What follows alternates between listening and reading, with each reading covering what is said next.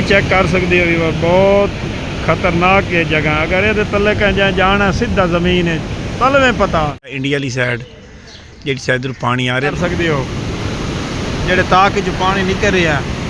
और ये हैड बनवाई वैसे मैं आप आई, मेरे पैसे लगे हो नहीं भाने खतरा के पोल ना टुट वही, अल्लाह माफ़ करे।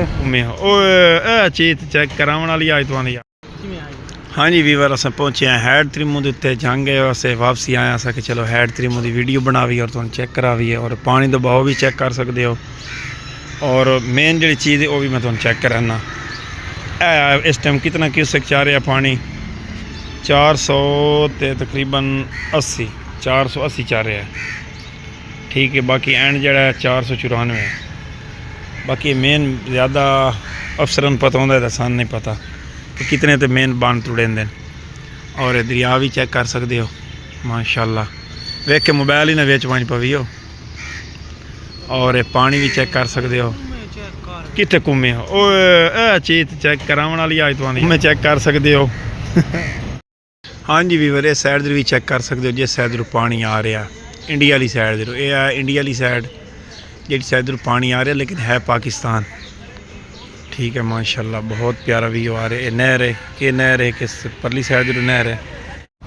पहली वीवर हुण असी जा रहे हैं पुल के उत्ते, और सानू खतरा कि पुल ना टुट वही, अल्लाह माफ़ करे। सन डर बहुत लगता सा पहली यार चढ़े बहने। ठीक है, और ये दरिया भी चेक कर सकते हो यार। साड़ी वीडियो अगर तुम चंगी लगे ना तो अल्लाह का नाम मानते कोई लाइक शेक तो कर दिता करो, सब्सक्राइब तो करना कोई नहीं, सानू पता है। और इस टाइम इतनी ट्रैफिक कोई नहीं। ठीक है, और ये व्यू चेक कर सकते हो माशाल्लाह। और ये हैड बनवाई वैसे मैं आप आई, मेरे पैसे लगे हो नहीं, पता नहीं भाई हिल लगे हो कितने की टैक्स साढ़े इकट्ठा होता है ना। हाँ जी वीवर, चेक कर सकते हो पानी की स्पीड, और डर लगता है वीडियो बनावा टाइम ही, अल्लाह माफ़ करे। और स्पीड चेक कर सकते हो। और आईफोन वाले भाई, आईफोन वाला साढ़ा कोई मुकाबला नहीं वीवर माशाल्लाह। अल्लाह पाक खैर करे, अल्लाह पाक रहम करे। और सैलाब का भी बड़ा चांस है इस दफ़ा, दरिया चनाब है सुने पानी छोड़ दिता। और फैनली वेख सकते हो वीवर, दरिया माशाल्लाह। और पानी की स्पीड भी चेक कर सकते हो, जेडे ताक जो पानी निकल रहा है।